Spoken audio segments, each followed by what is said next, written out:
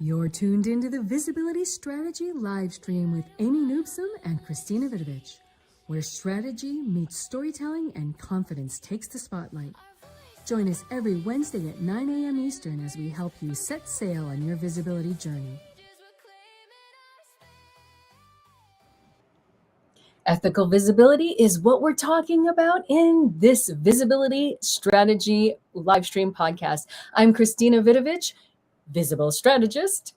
And I'm Amy Nubson, growth strategist. And we are so excited to talk about the difference between how you consume social media in an ethical way, including the filtering it, and how we consume it to how we present ourselves and be on it.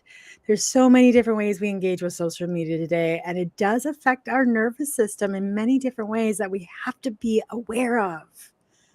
Absolutely. And boy, oh boy, the little things that can get out there that suddenly trigger us that we didn't even know were going to trigger us, whether it's somebody else's post that we get locked into or our own fear of how are we showing up?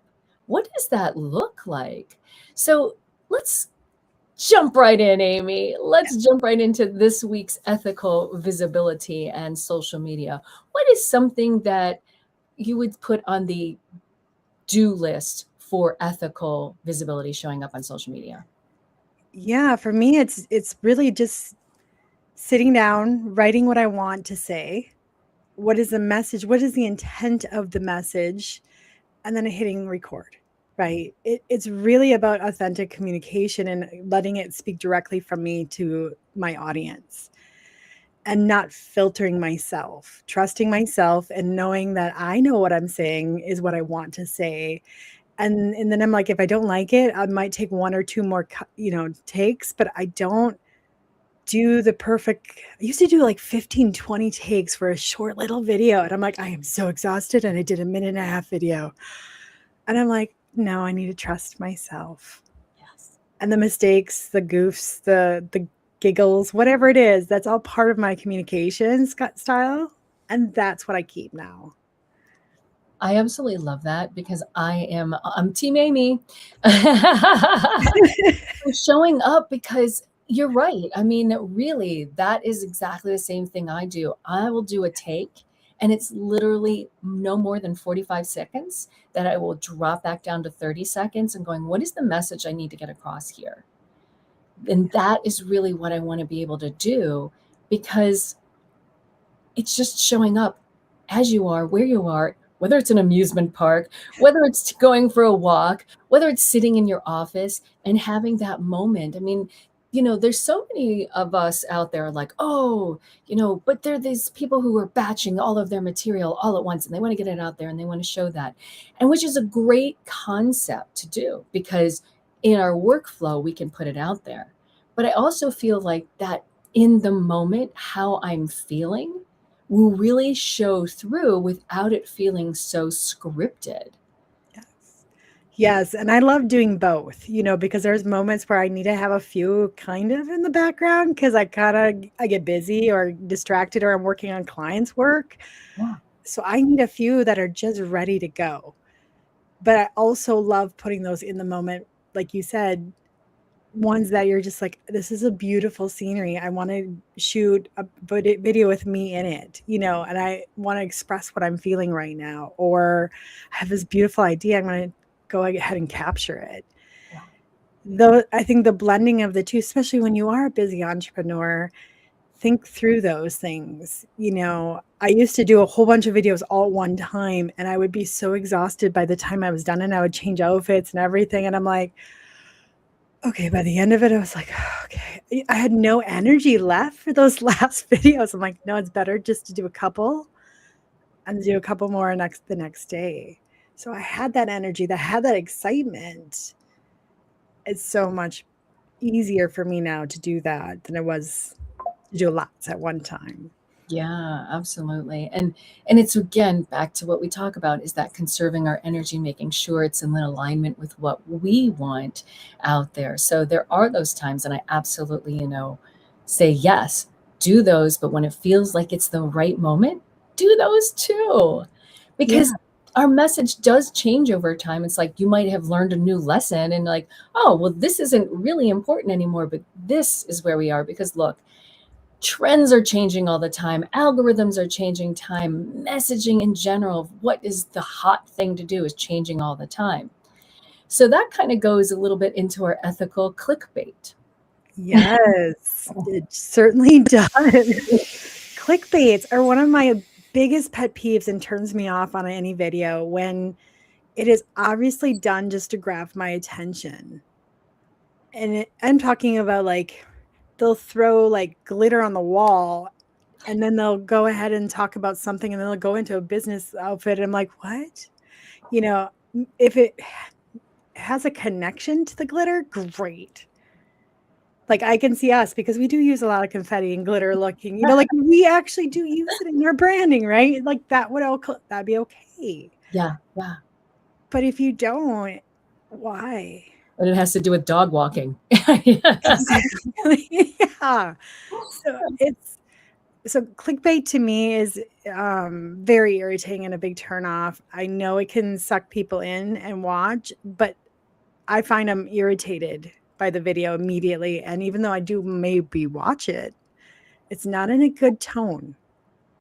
How about you, Christina? What do you see in clickbaits? Well, I want to share a story that I learned recently from someone who kind of got clickbaited for watching somebody's podcast and giving a review. They loved it, gave the 5-star review, and then realized this person had taken everything and rebranded under a completely different brand online. So took those 5-star reviews and said, this is who I am. So talking about clickbait in a huge way and just like, wow, there's the ethics. I'm like, no. And when my friend found out, went back and figured out, I've got to delete that because I wasn't supporting that concept. I have nothing to do with that concept. I liked what you presented here, but it was completely off brand to bring me over into the space here. So yeah, talk about some ethical dilemma and being tricked. That's not a good place for someone. And I agree, that what you're saying is like when we're trying to bring somebody into that space that really doesn't have anything to do with that. I'm like, just for the attention grabbing, it's not the right thing to do. And what does it do? It makes your customers annoyed. It makes your future possible clients annoyed because, wait, oh, how are they going to find you? If you're trying to pull from this little place versus being exactly who you are, what? Yes, completely. I mean, and think about it, like those work really well with children. And unless you're and I still feel like that's kind of a predatorial element. If you trying to trick a child, that's pretty awful as well, to be honest. But the idea is when women talk to women in an authentic way, we want to see the person who they are. Yeah. We don't want to discover it later and go, oh, now I've signed up and I'm in this program and I don't trust it, or I don't feel like I'm a part of it. I don't want to really support this idea. And I'm not feeling like I'm for lack of better words, the tribe. Like this is not my tribe and I'm in this room now. And how do I get out of it? Yeah. Yeah. How many times have you found yourself in that space? Yeah. Exactly. Because it was presented in the way that wasn't honest or true to what is actually going on, And another one, I mean, because we've all been there too. Another one that came to mind is watch this video and you'll get my free guide to this along with the book. And the video is an hour and a half long and they don't give you any material. It is it's funny because I knew what they were, but I'm like, I'm going to just let this play in the background while I'm, having dinner over here. And then I'm, doing something else. I'm like, that's interesting. They haven't given any tangible anything. other that studies show, but they don't actually show what they're saying by numbers. And then you can really have this if, you know, you change this in your life, but they never give you any meat. And even when you reach that hour and a half end, that free guide, you're giving your credit card, your all of these things, because now you're suddenly having to enroll for that free guide. But it's a 30-day back guarantee. It's like, wow, wow. I mean, I'm just going to say, what kind of person does that? Who's the marketing person who's out there going, let's grab them in? Because if they're sitting there for that hour and a half of their valuable time, we will take the money. Just like you're saying, when you're sitting in that room with people and it's like, this does not align with my message. Why would you do that to somebody? Unfortunately, so many people do it. Like, it's the same with webinars. We're going to teach you how to do this. And then there's absolutely nothing in there except for, they're called loops. You know, you get the loop and you get it, and then you move to the next thing, but you never close the loop because you never give them actually what you are like. And then we'll tell you later about this, and they move on. But the whole idea is to keep the loops open so you learn nothing, but you're waiting. And it's a technique. And again, it leads you astray, or the person, you know, and I just absolutely hate it. When we put on webinars, me and Christina, we make sure there's meat to the, you know, the information. We give what we can, you know, we try to keep it in bite-sized information because it is only, you know, a short period of time, just like these calls, you know, those are more beneficial than leading someone astray and going, well, now I have to sign up to learn more. And yes, you can bring people along, but eventually they usually leave your ecosystem pretty quickly because they most people feel like they were trapped into an idea or a concept. Yeah, yeah. And I want to dive into that just after our dance break here about what is that nervous system going through when we have those emotions of being trapped or fooled. What is that like? So here's our mid-roll dance. Share your story, own your name, step in the light, ignite your flame, show up, shine out, it's time to be heard, flip fear into power with every word, visibility, accountability, we write a wild new legacy. Woo! There we go. Amazing. So yes, we invite you every Wednesday, 7 p.m. Eastern, 6 p.m. Central, 4 p.m. Pacific to join us for Visibility Accountability, where this evening's call, we'll be talking about the ethical visibility online and all of the things that we are sharing with you today. We dig in deeper. So check us out, womengettingvisible.com, accountability, and sign up with us. So Amy, let's go into that nervous system regulation going on when people are pushing us into those spaces. Well, there's always a positive and a negative to everything. That's why I like to look at things, right? So when you're irritated from a video, why? Like dig into it. Ask yourself, why am I feeling this way? How am I feeling this way? Like, where is it in my body? Like, where is the tension? Are you fidgety? Sometimes I feel like I just feel heavy, like, or my body feels like it's tingling when I'm really upset. I want to pay attention to the level of irritation also, right? Because that's telling you something too. And then I start looking at, like, I love when you said earlier, you know, you watched that video all the way through, you knew what it was doing, but you wanted to see what they were doing and how they were doing it, because what women do, and both of us, me and Christina do, is we want to experience it so we know what not to do. Yes. Because we didn't like it. And we want to avoid it. So sometimes experiencing those things is not always a negative. It's also applying it into the future of going, that's a little bit clickbaity. I don't want to do it. Yes. I know what that feels like on the other side. How about you, Christina? Yeah. Well, you know, and another thing is when we're posting out there, and that feeling of feeling safe, because people sometimes will go, oh, well, what's this that you just posted? And they're going to respond to it online in such a way. And we want to be out there, and we want to be sharing our genius, we want to be sharing what we're doing and feel safe.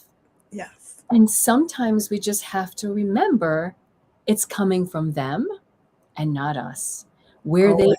are on their journey. So when you're feeling that tension, because I know there is always a point in our lives, especially as we're learning social media. I mean, look, we talk about what teenagers go through, teenage girls, teenage boys, and why they don't want social media in the hands of younger children, because we're doing this comparison thing.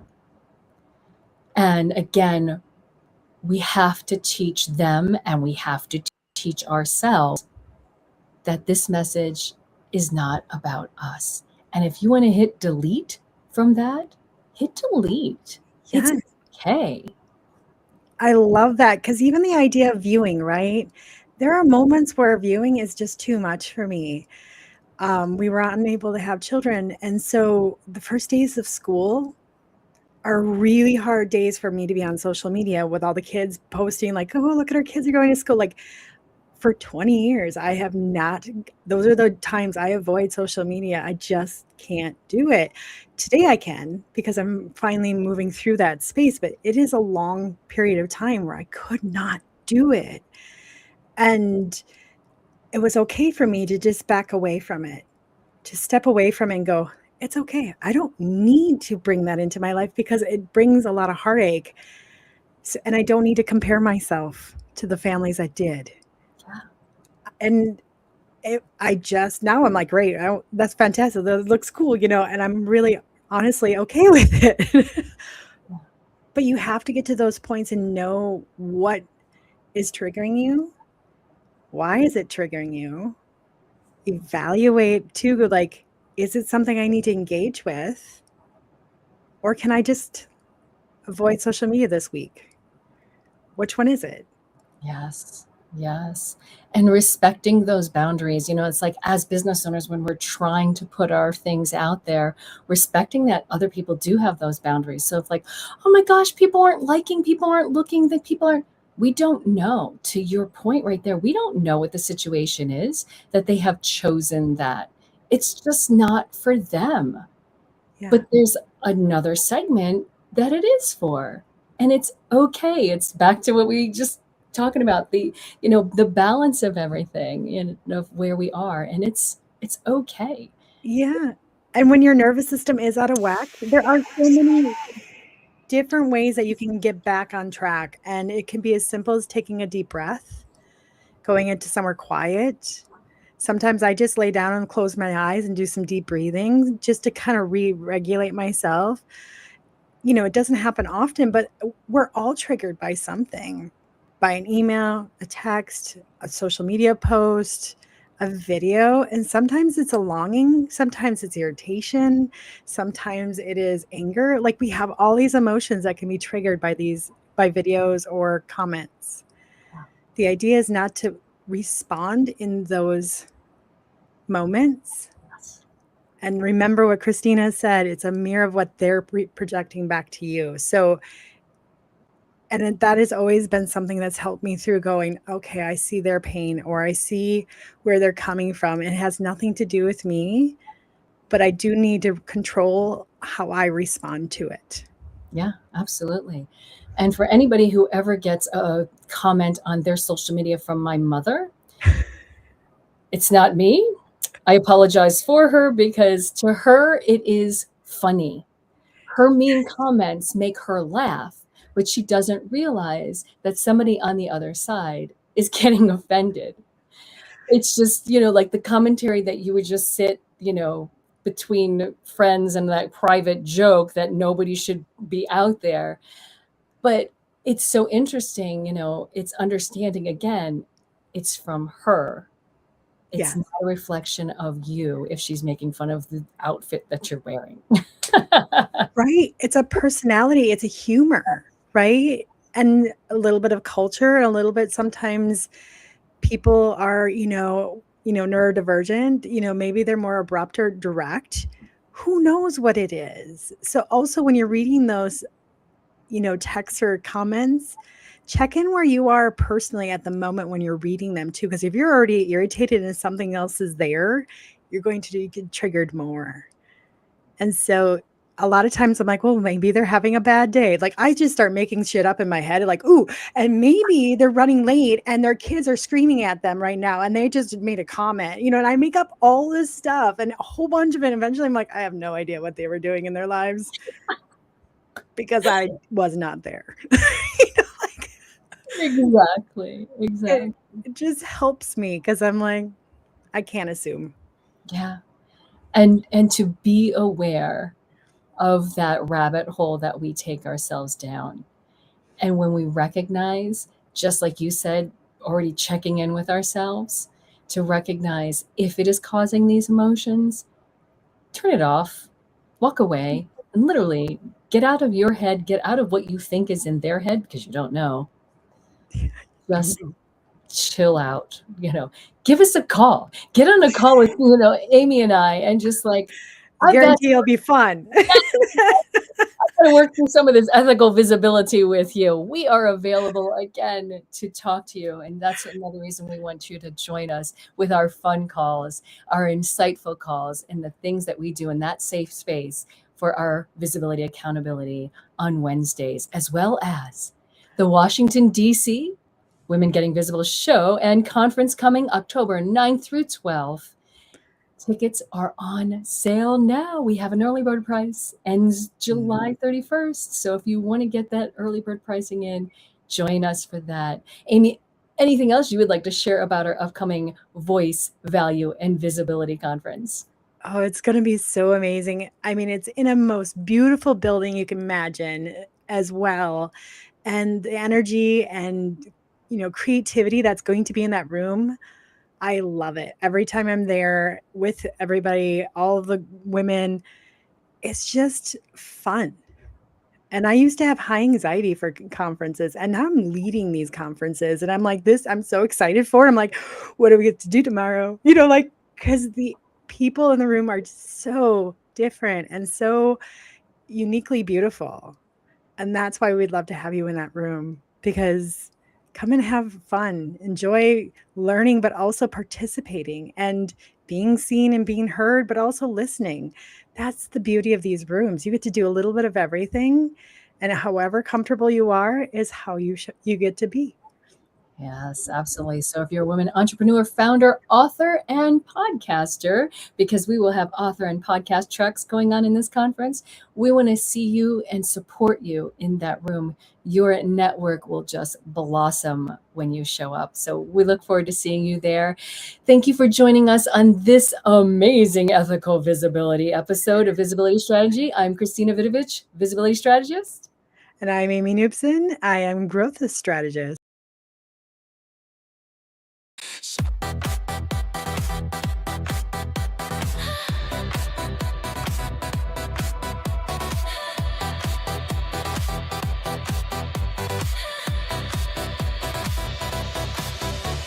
Share your story, own your name, step in the light, ignite your flame, show up, shine out, it's time to be heard, flip fear into power with every